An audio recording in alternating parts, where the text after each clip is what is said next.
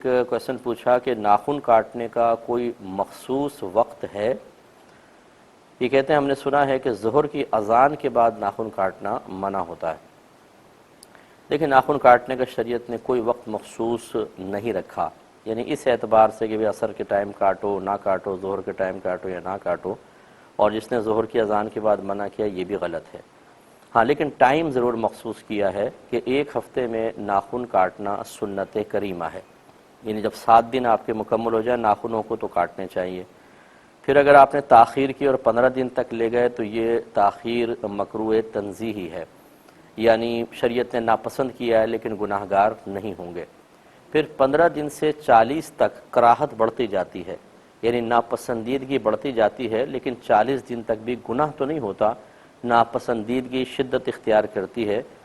اگر 40ویں دن کے بعد بھی ناخن بڑے رہے اور نہیں کاٹے تو اب یہ مکروہ تحریمی ہوتا ہے، یعنی حرام کے نزدیک ہے، تو 40 دن سے پہلے اس کو کاٹنا چاہیے۔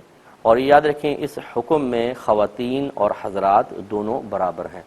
بعض نوجوان اپنی چھوٹی انگلی کا ناخن کافی بڑا کر کے رکھتے ہیں، ہر انگلی کا ناخن کاٹنا ہوگا۔ پہلی بات یہ ہے کیونکہ جب بڑے ناخن ہوتے ہیں تو اس میں شیطان وقت گزارتا ہے ہمارے نبی کریم صلی اللہ علیہ وسلم کے فرمان عالی شان کے مطابق۔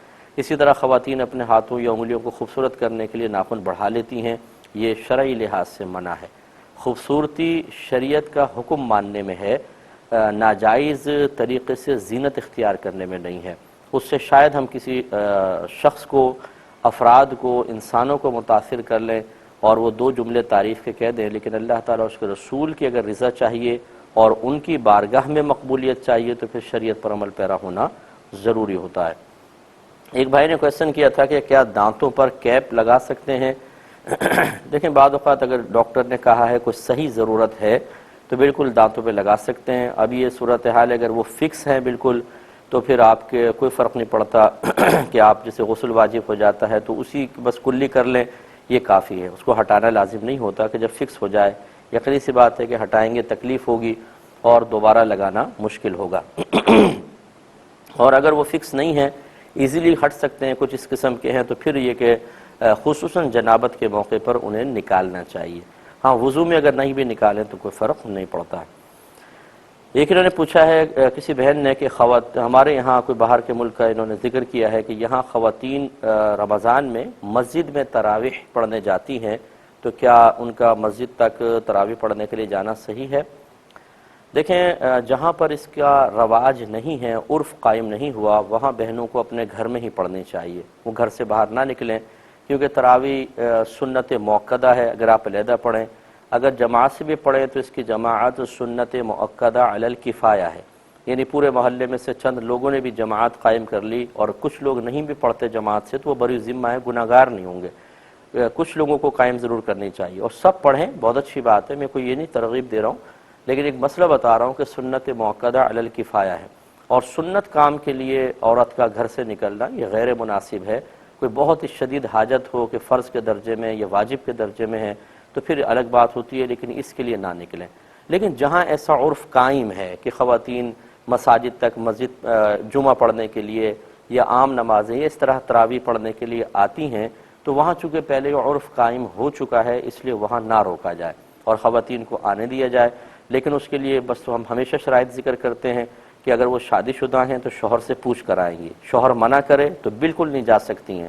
یہ بعض خواتین مطلب لڑتی ہیں شوہروں سے کہ جی ہم میلاد کی محفل میں جا رہے ہیں، اگر شوہر کسی مصلحت کی بنا پر منع کرے کہ جی گھر میں کام ہے اور مسائل ہیں تو یہ لڑنے لگتی ہیں اور پھر کہتی ہیں تم گناہگار ہو گئے، تم نبی کریم کی محفل سے ہمیں روک رہے ہو۔ اسی طرح بعض کہتی ہیں ہم تراویح پڑھنے جا رہے ہیں اور تم ہمیں تراویح سے روک رہے ہو، گناہگار ہو گئے۔ وہ گناہگار نہیں ہوگا کیونکہ ان میں جانا مستحب ہے، اور شوہر کو اگر ضرورت ہے بیوی کی تو وہ روک سکتا ہے، بلکہ عورت کا شوہر کی اجازت کے بغیر جانا گناہ ہوگا۔ تو ایک تو شوہر سے پوچھیں، اگر شادی شدہ نہیں ہیں تو ماں باپ یا جو بھی گھر کا کفیل ہے اس سے پوچھ کے نکلیں گی، باپردہ طریقے سے جائیں، سیدھی اس مقام تک پہنچیں جس مقام تک پہنچنا ہے، وہاں پہ مردوں عورتوں کا اختلاط نہ ہو، مکس گیدرنگ نہ ہو، علیحدہ علیحدہ راستے ہونے چاہیے، علیحدہ علیحدہ دونوں نمازیں پڑھ رہے ہوں، اور مخصوص صرف نماز کی ادائیگی ہو۔ یہ نہیں کہ چلو میں بھی آ رہی ہوں تم آ رہی ہو، اچھا ذرا تھوڑا سا بات بھی کر لیں گے، اب وہاں تراویح چل رہی ہے، وہ پیچھے بیٹھ کے ساس، نندوں اور شوہر کی غیبتوں میں لگی پڑی ہیں، تو اس طرح نہ ہو، اور جیسی تراویح ختم ہو فوراً اپنے گھر واپس آئیں۔ راستہ پر امن ہونا چاہیے، نہ مال کے چھن جانے کا خوف ہو، نہ عزت کا کوئی مسئلہ ہو۔ باہر کے ملکوں میں تو خیر نہیں ہوتا، ملک پاکستان میں ہو سکتا ہے، یا اور ایسی جگہوں میں جہاں مطلب کرپشن زیادہ ہے یا اس طرح کے معاملات ہوتے ہوں، تو وہاں بہرحال ان کو احتیاط کرنی چاہیے۔ تو یہ تھوڑی تفصیل ہے، اس کو ذہن میں رکھیں۔